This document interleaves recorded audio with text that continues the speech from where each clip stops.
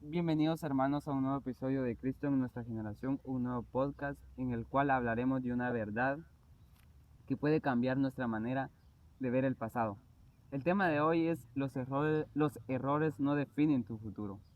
Así que hoy nos acompaña hermano Luis y hermana Michelle, bienvenidos. Mucho gusto, hermanos, de tenerme aquí como invitado. Un placer.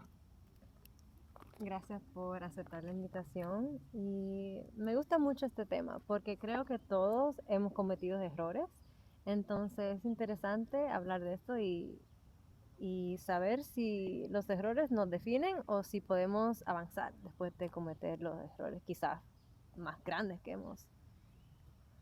Exacto, porque incluso si leemos la Biblia hay varias personas que cometieron errores, ¿no? En el pasado. Y hablando un poquito, se me viene a la mente una pregunta de qué personajes bíblicos cometieron errores y aún fueron usados por Dios. Justamente yo tengo unos ejemplos. Tenemos a el rey David, justamente, que cometió adulterio con Betsabé y manda a matar a su esposo Urías para ocultarlo. Tenemos también a Pedro, que negó justamente a Jesús. También tenemos a Moisés, que mató a un egipcio. Y también, bueno, tenemos a Pablo, justamente, que fue el que persiguió a cristianos como por muchos años y los mataba. Pero justamente lo que tienen en común todos ellos es de que aún así Dios los utilizó para su propósito. Pero mucho dependió justamente de qué ellos hicieron cuando ellos pecaron, cuando ellos justamente actuaron mal. David justamente era uno de los que era conocido como que él buscaba siempre el corazón de Dios y se arrepintió sinceramente. Entonces por eso Dios lo seguía llamando, lo seguía ungiendo. Tenemos el ejemplo de Pedro también, que lloró amargamente por lo que sucedió cuando negó a Jesús 3 veces, pero él se arrepintió y fue el primer papa. Tenemos el ejemplo de Moisés también, que fue el que liberó justamente a los egipcios de la esclavitud. Y Pablo justamente, que fue uno de los apóstoles más conocidos y de los que escribió justamente la mayoría del Nuevo Testamento. Creo que la clave en eso es que todos ellos se arrepintieron. Ujú. Y también me vino el personaje de Jonás a la mente, que él no quería hacer lo que Dios le había mandado a hacer y terminó en la barriga de una ballena. Y hasta en ese momento todavía Dios le mantenió ese propósito ahí en las manos. Solo tuvo que igual arrepentirse y decir, bueno, lo voy a hacer Dios y cumplió su misión. Eso para mí es muy interesante, que todo se basa en qué haces después de ese error. Exacto, bueno, se me vienen a la mente dos personajes. David, como dijo el hermano, que cometió un gran pecado de adulterio con Betsabé, ¿no? Y queriendo ocultar eso, pues mandó a matar a Urías, ¿no? Ujú. Pero es como nos hemos dado cuenta en la Biblia, ese pecado le tuvo grandes consecuencias dolorosas. Pero ¿qué pasó? Que cuando lo afrontaron, David no negó que había cometido ese pecado. Y eso o sea, se arrepintió de verdad, por así decirlo. Se arrepintió de verdad, ¿no? Y pues no cambió los planes de Dios para cumplir el propósito, ¿no? Y podemos darnos cuenta que en la historia, o sea, es referente a nuestra vida. O sea, no importa los errores que cometamos muchas veces, que Dios quiera cumplir el propósito de nuestra vida, ¿no? Y otra es Raab, que básicamente tenía un pasado de pecado. Ella justamente vivió en la ciudad de Jericó, y Jericó pues era una ciudad de juicio de Dios, ¿no? Que, pero su fe hizo que Dios pusiera los ojos en ella al momento de que ella protegió a los espías de Israel, ¿no? La verdad es que son historias que dejan mucha enseñanza y nos podemos dar cuenta que aunque los personajes de la Biblia cometieron errores, pero Dios no cambió su manera de verlos, su manera de ver el propósito que Él tenía en cada uno de ellos, ¿no? Y otra pregunta es, ¿puede un error cambiar el propósito de Dios que tiene para nuestra vida? Creo que esa respuesta no es tan blanco y negro. Ujú. Pienso que hay personajes que nos demuestran que uno puede abandonar el propósito que Dios tiene para nosotros. Por ejemplo, la esposa de Lot, que por querer mirar atrás, y pienso que no era solamente algo como físico, también fue algo dentro de ella, como un símbolo de que ella no quería dejar su pecado y su vida de entre las tinieblas atrás. Y eso le costó la vida. Y el propósito para ella no era ese, era ir con su familia y salvarse. Pero como Dios nos dio libre albedrío, pienso que el propósito, Él no nos quita el propósito y no lo cambia. Solo que está en nosotros decirle que sí. Y es como, repito, la historia de Jonás. Él no quiso, pero después dio su sí. Entonces Dios no abandona ese propósito, pero nosotros quizás sí. Y si se cumple o no, está en nuestras actuaciones después del error. En nuestras decisiones, ¿no? Sí, sí. Básicamente, como dice usted, todos tenemos libre albedrío y muchas veces tenemos como que esa libertad de elegir qué queremos hacer, ¿no? Por ejemplo, qué claro es el ejemplo por ejemplo, nos invitan a la iglesia, un dado caso, nos invitan a la iglesia y tenemos que elegir entre ir a la iglesia o ir a una discoteca. Ujú. Y elegimos de ir a una discoteca, ¿no? Cuando bien sabemos que puede ser, pues un grave error, la verdad, porque qué bonito es ir a la iglesia y buscar las cosas de Dios. Una cosa muy interesante, aprender más acerca de él, de la Biblia, de cómo, de los personajes de la Biblia, tomarlos como ejemplo, ¿no? Ujú. Yo personalmente pienso de que el propósito que Dios nos da no cambia, pero lo que sí puede cambiar es el camino justamente. Digamos, un ejemplo de eso puede ser si nosotros dejamos de que un error que hemos cometido, un pecado que hemos cometido se convierta en nuestra identidad, justamente eso nos puede desviar de nuestro camino, nos puede desviar de nuestro propósito. Un ejemplo muy claro justamente que se me viene de la Biblia es el contraste que hay entre Pedro y Judas. Justamente Pedro niega a Jesús 3 veces cuando le preguntan si lo conocía. Y él sufrió justamente grandemente por haber hecho eso, pero se arrepintió también de corazón. Se arrepintió de corazón y pensaba de que merecía justamente perdonarse él mismo primero y después pedirle perdón a Dios. Y Dios lo restauró justamente y lo siguió llamando y fue el primer papa. Pero tenemos el ejemplo de Judas, de que Judas se arrepintió y sintió un inmenso remordimiento, sintió culpabilidad por lo que había hecho, pero al mismo tiempo él se dijo, no hay vuelta atrás, como que lo que hice define mi identidad. Este es quien soy, como que hice algo malo, soy alguien malo. Entonces él no se pudo perdonar a sí mismo y como consecuencia de no buscar justamente la gracia de Dios, termina quitándose la vida. Entonces, ¿cuántas veces no, digamos, volviendo al ejemplo justamente de lo de la discoteca? Yo les voy a dar un ejemplo algo parecido, pero más o menos como con el mismo contraste. Una persona que tenga problemas con adicciones, por decir así, una persona que tenga problemas con el alcohol, muchas veces trata de dejarlo una vez y otra vez.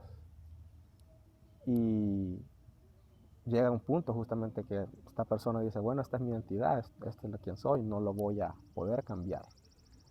Entonces y te quedas justamente tú arraigado justamente en esa identidad.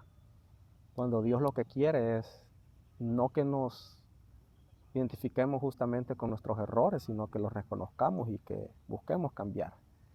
Pero aquí viene justamente cuando hablamos de cambio y cuando hablamos de propósito, cuando hablamos de arrepentimiento. Yo personalmente opino de que hay un dicho que dice, ayúdate que te ayudaré. Entonces,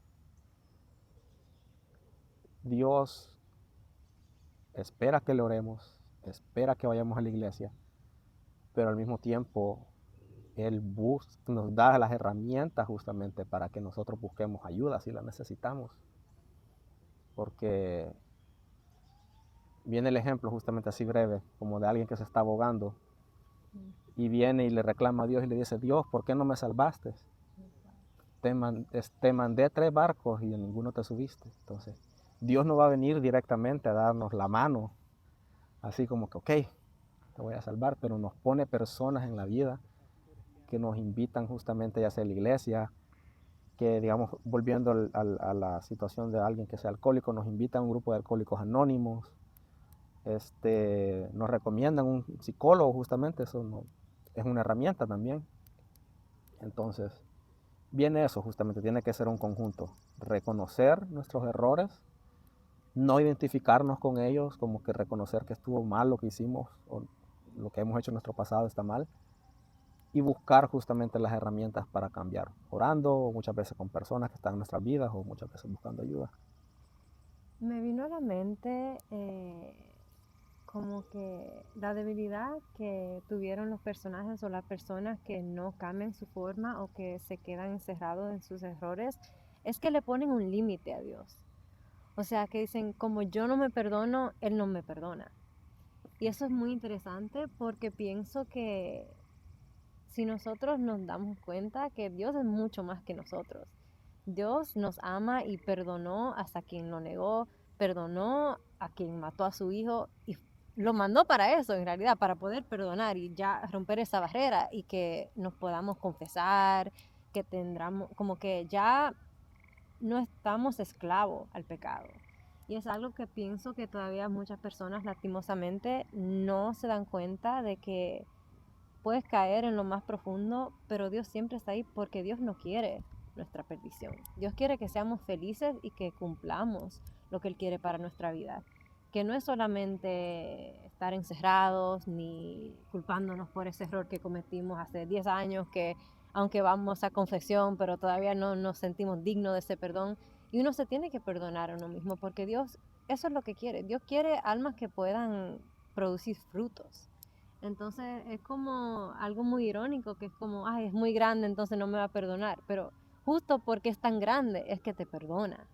Y pienso que es algo muy interesante de las diferentes actitudes, que los personajes que sí llegaron a cumplir su propósito fueron los que dijeron, bueno, sí cometí este error, pero quiero seguir buscando de Dios y yo voy a luchar para que Él me acepte. Y no me doy por vencida. Y pienso que el que se da por vencido es el que pierde, no el propósito que Dios tiene, pero uno mismo otra vez repito, se frena y ya no se lleva a cabo. Y quizás use otra persona, porque Dios puede todo, pero lo que Dios tiene para uno, nadie se lo quita. Solo uno mismo decide si hacerlo o no.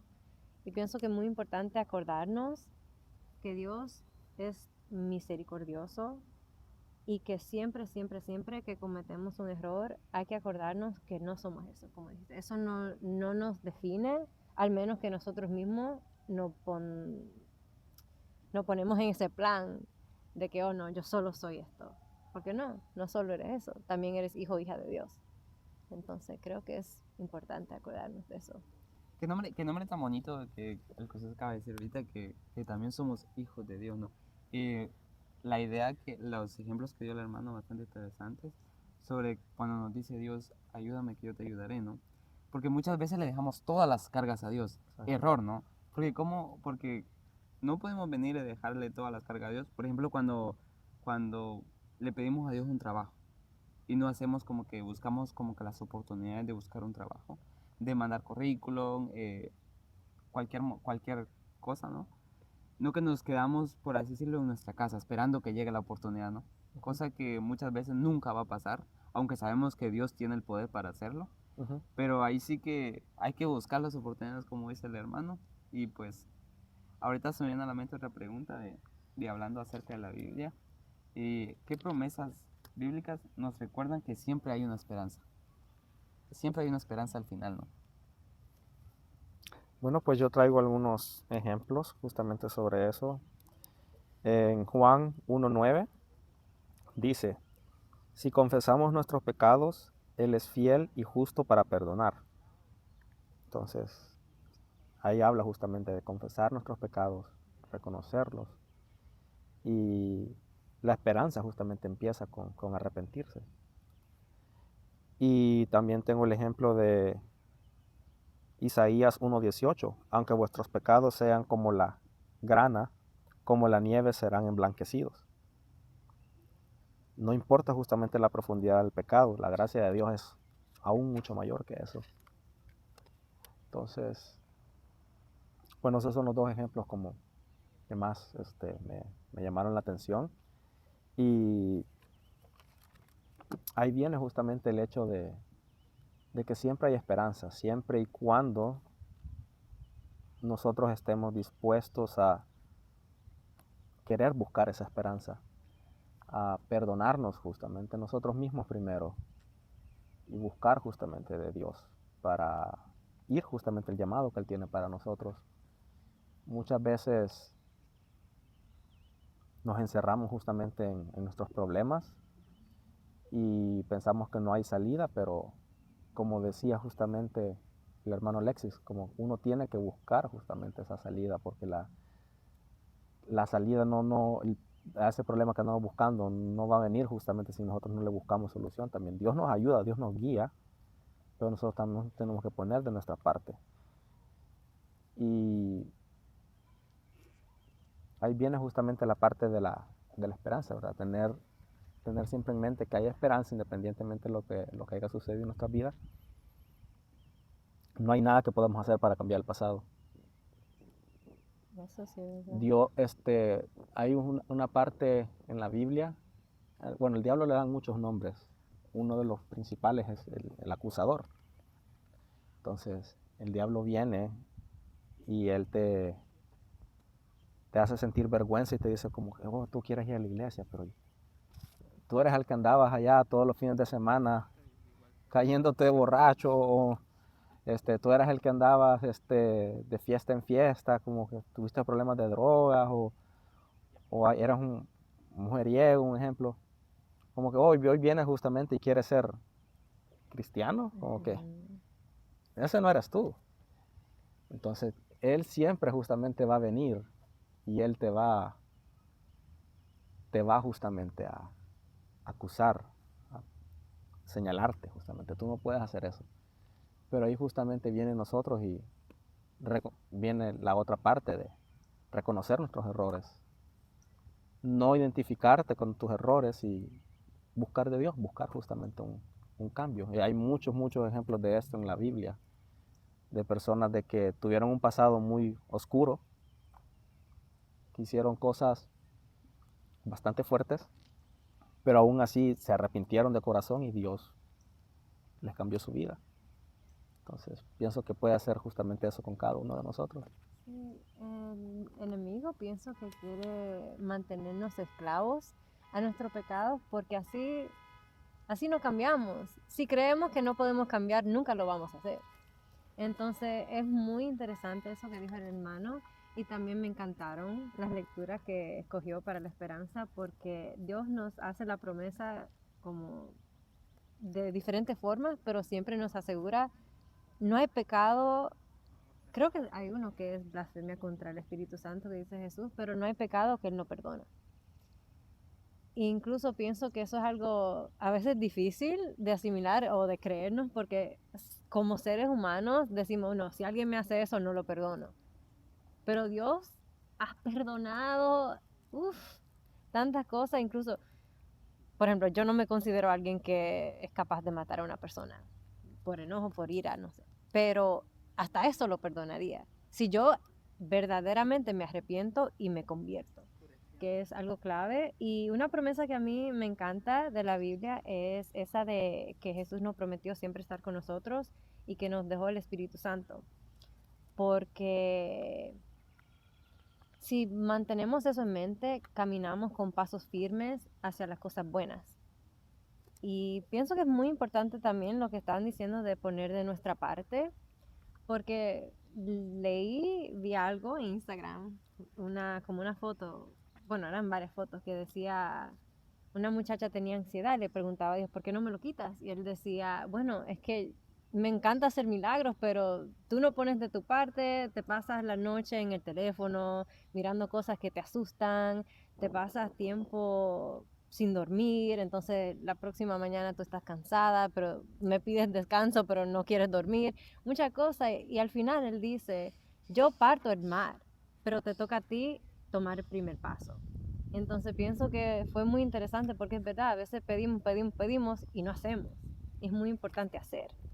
Justamente eso me gustó, ese ejemplo de la ansiedad, la chica que tenía ansiedad. Me recuerda algo que vi en un libro y justamente volviéndolo a los ejemplos que he dado, ¿verdad? El diablo te ataca con tu identidad, te dice, ok, tú cometiste A, B o C error, eso es lo que tú eres. Esa es la categoría en la que tú estás. Primero es perdonarse, independientemente de lo que hayas hecho. Segundo, es buscar justamente de Dios. Y hay tres maneras de cómo justamente uno puede ver los problemas. El primero es de nada más orar y pedirle a Dios que haga todas las acciones por nosotros, pero Él no las va a hacer. Tenemos que poner nuestra parte. La segunda puede ser decir, no necesitar, que Dios no es necesario para nosotros superar los problemas y sentirnos que nosotros somos autónomos para superar todos los problemas. Y la tercera es justamente reconocer que Dios nos da las herramientas y de que al mismo tiempo también tenemos que orar. Entonces es una combinación de las herramientas que Él nos da, buscar esa ayuda y orarle. Se me vinieron a la mente dos versículos muy bonitos, creo que muchos lo conocemos, que es Jeremías 29:11, ¿no? Que nos dice, porque yo sé muy bien lo que haré por ustedes, les quiero dar paz y no desgracia, y un porvenir lleno de esperanza, palabras de Yahvé. ¿Qué nos indica este versículo? Nos indica que muchas veces nosotros nos preocupamos por el mañana, ¿no? Cuando es un futuro básicamente incierto, que no sabemos qué va a pasar. Pero Dios ya sabe qué va a pasar con nosotros el mañana, ¿no? Él ya tiene trazado como que nuestro destino, por así decirlo. Y pues eso no como que no se refiere a este versículo, ¿no? Y para ya casi para cerrar nuestro podcast con una última pregunta. Porque Dios mira nuestro corazón y no solo nuestros errores. Yo tengo una respuesta media larguita. Pienso que nuestras inclinaciones como seres humanos viviendo en el mundo suelen ser hacia el mal o lo desagradable ante Dios. No por querer ser malos, sino por naturaleza. Diría que por nuestra descendencia de desobedientes y obedientes somos como una mezcla de las dos formas de ser a niveles distintos y vivimos en un mundo que no es solo espiritual, sino físico y confundimos lo que es más real o importante y el alma, el corazón, no son cosas que cualquier otro ser humano puede ver con sus ojos. Solo Dios que nos conoce verdaderamente hasta antes de nacer. Y a veces las emociones, problemas psicológicos, experiencias, entre muchas otras cosas, influyen en nuestros actos a pesar de tener buen corazón. Entonces, cosas como el dolor, la tristeza, la depresión, nos pueden frenar en nuestro camino, pero Dios entiende todo eso y Él perdona. Y pienso que por eso es que Él mira nuestro corazón para poder perdonarnos también, sabiendo que quizás algunas cosas, algunos errores no son por ser malos, sino por errores que son. Naturaleza humana. Sí. Naturaleza humana, justamente como dicen del pecado original. Y justamente eso, somos una combinación muchas veces, no completamente buenos, no completamente malos, sino que somos seres humanos, cometemos errores. Y Dios mira nuestros corazones, justamente. Dios mira nuestro arrepentimiento, si le buscamos. Dios no mira justamente lo físico, mira justamente el corazón. Un ejemplo breve de eso es cuando escogió Samuel, quién iba a ser el próximo rey después de Saúl, escogió a David como que entre todos sus hermanos, él era el más chiquito, más bajito, y dijo él, porque él justamente él busca mi corazón. Entonces él conocía a David como era, no por su físico, sino por su corazón. Entonces sí, eso, justamente Dios mira nuestros corazones. Bueno, hemos llegado al final de nuestro podcast. Muy bonitas sus respuestas. Gracias, hermano, por aceptarnos la invitación. Lo esperamos en un próximo podcast a futuro. Muchas Y gracias. pues, gracias por vernos este episodio más de este tema de los errores no definen tu futuro. Y nos pueden colocar en los comentarios ahí qué tal les pareció. Y seguirnos y suscribirse. Así Sí. que, Like and subscribe. Yeah.